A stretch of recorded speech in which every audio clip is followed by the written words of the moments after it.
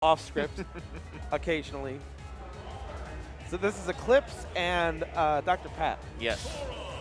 And we're probably going to see the same thing. Whenever it happens to game one, it's like, all right, going to switch to my main now, get some real stuff going. I'm about to say, this is the first weekly in Chicago where everybody has access to this character. So it's going to either be Ditto game one and then they switch to their mains at game two, or Ditto game one and then one of them stays, the other one goes their main. Yeah. All right. So far from what I've seen, I love watching this Ditto. Yeah, it's very interesting because like he's weirdly floaty, as everybody's seen I'm about the past to say, couple of days. the main reason why I love it is they fight everywhere. Yeah. They literally just fight everywhere. Oh no, he did the double jump cancel magic and he was not able to come back. He didn't realize that he had to up B right away, and there goes Doctorpat's first out. And that's the thing with Sora that I learned very quickly, is that with double jump cancels, it's not as efficient as with some other characters. Like obviously Ness and Lucas have some access to some really tricky double cancel, double jump cancel. That shenanigans. PK fire from Ness, super annoying. From what I've seen, he has double jump cancel tech, but it's only on hit. And because it's only on hit, it's rather limiting in terms of what Sora can do with this kit. I see. Yeah, it's really interesting and weird too that when you do the double jump cancel as well, it's only with specials. Like you don't do it with like up air, forward air, back air. Only on the specials where you'll literally stop the double jump wherever he's at. And we saw right there that the double jump cancel nair from Eclipz as he was in the ice storm. Woo. There you go, another nair from Doctorpat, trying to get something going as he's a little bit far behind. Eclipz doing forward throw that time. The Thundara not gonna kill, Thundaga not gonna kill just yet, but very solid edge option once you figure out how to space that right, because it's like literally one character link in front of him is like a giant empty space, and then the other three hit. It's so far been one of the prime options of Sora's overall offstage game plan. He's gonna make that back. Yep. Which is to checkmate your opponent into getting into that thunder range and just letting it rip off stage. Absolutely, and great air dodge catch from Eclipz, waiting for Doctorpat to finish the air dodge and hitting them with that up B key. They both could just stay off stage so long.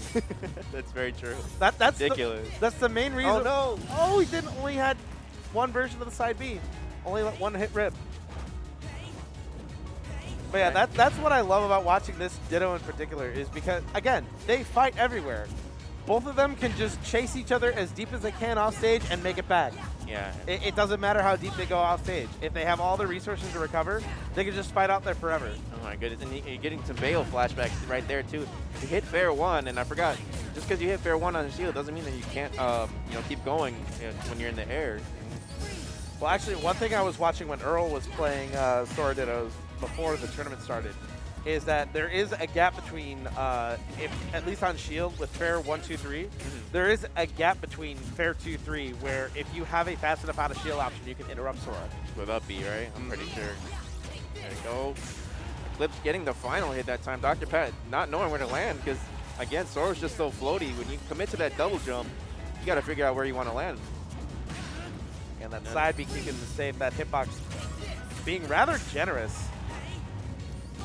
That's one thing I noticed with side B's hitbox in particular is that You'd be able to, it's like Shoto hitboxes where it can hit pretty close to below the ledge.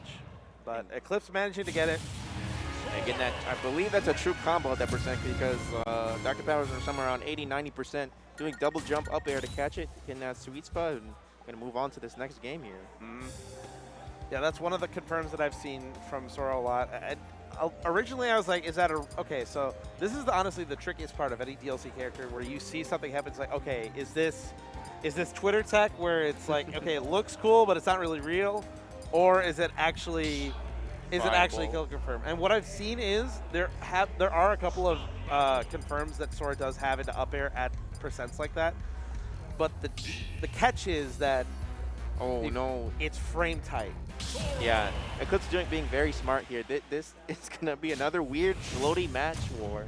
And I feel like it's a little bit more in Sora's favor because the way how like floaty Peach is, she'll float out of Sora's combos so easily where you can just catch him again with either Sonic Blade Dash or even up B or basically whatever the heck Sora wants. I'm about to say, honestly, I thought when I first saw Sora and how floaty he was, I imagined that characters that could chase him down, at least in the air and on the ground, would give him a lot of trouble.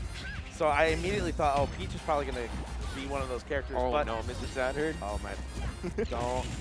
Okay, he's still out there, but he's just kind of chilling right now. Not actually getting that grab. That's true. Peach a little bit too slow on the ground, so Doctorpat's gonna have to be very careful how he approaches. Getting grabbed again. Yeah.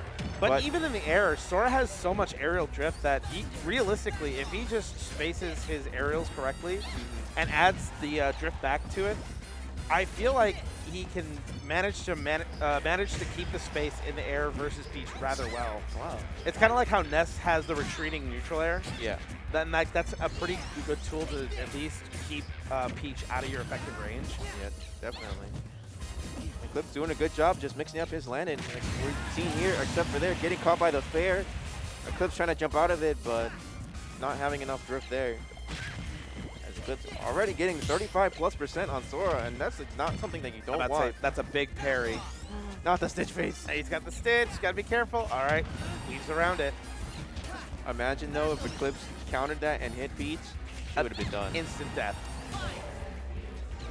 Right. Doctorpat doing a good job, just staying calm and collected, holding neutral down, almost getting that turnip conversion there, and just trying to find a way. Eclipz getting that back air. Manages to cycle over to the Thundaga, manages to make it back. Oh, up air, not going to do it just yet. Wave landing, still trying to catch Doctorpat, not getting that dash tech. And Doctorpat again. Ooh, good catch on the roll. Classic Peach combo there. Just read the roll, get that floating back air. Yeah, Doctorpat, he's establishing the dominance now and showing kind of the weaknesses, because now that Sora needs to get back on ledge, showcasing kind of the unique disadvantage that he has is that he can't really apply pressure all the time. And in situations where he's on the back foot, he's really on the back foot. But that up smash out of shield. Yeah, it's super good. Sakurai said it has a little bit of landing lag, but I don't see it. I don't see it at all. Trying for the Nair loops. Nair 1, 2. Ooh. Not following up with it though. Again, those Nair loops, it can work on some characters at most percents, but again, it's frame tight, so your execution does have to be on point. Yeah, and you have to be paying attention to percents too, because they could be floating all different types of directions there. I don't believe he wanted the upside. He probably wanted to jump up there, but again, since you know, Sora's really floaty, okay.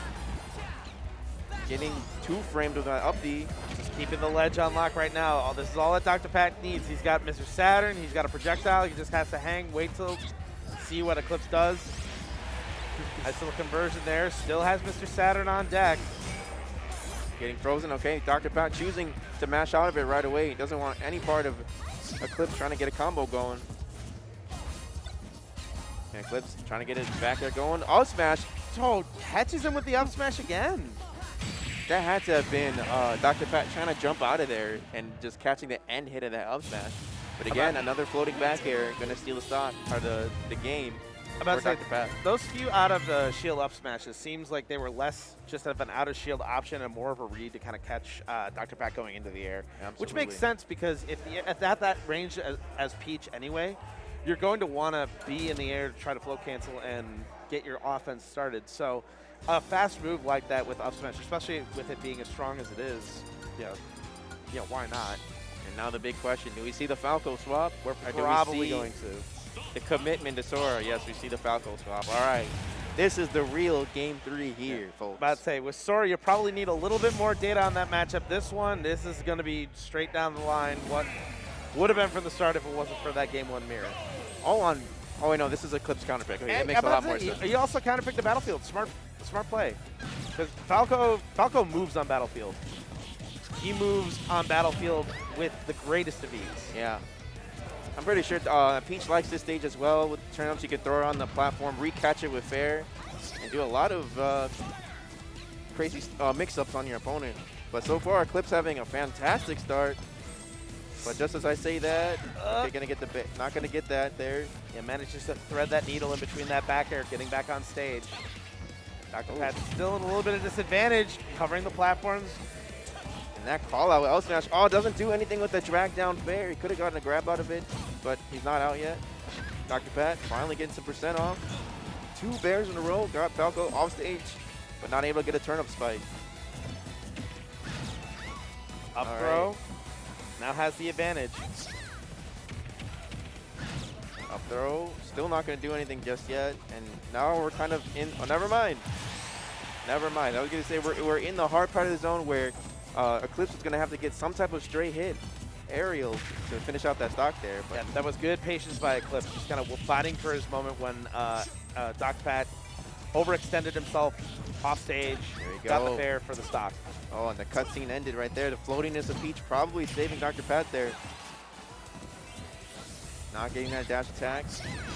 But that side B is able to do it this time, and he's able to just got a regular turn up this time. Down tilt. Oh my goodness. I'm about to say, that was almost a party starter right there. Doctorpat was looking for that full conversion, but just those two spikes couldn't really get that whole combo off there. But still managed to get a good chunk of damage. Yeah, he pretty much almost even this, you know, these stocks out right now. Has a small lead. The dare.